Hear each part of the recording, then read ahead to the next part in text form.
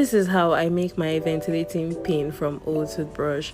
First of all, you need an old toothbrush, you need your lighter or matches, whichever source of fire you can get. You need a safety pin and you need water. You're going to go ahead to break your old toothbrush because you need just the handle, you don't need a brush. And then you go ahead to bend your pin like so, and after that you go ahead to melt the top of your toothbrush, the handle, and try to get the pin into the melted area. And you have to also dip your hand in water at intervals so that you don't get burnt.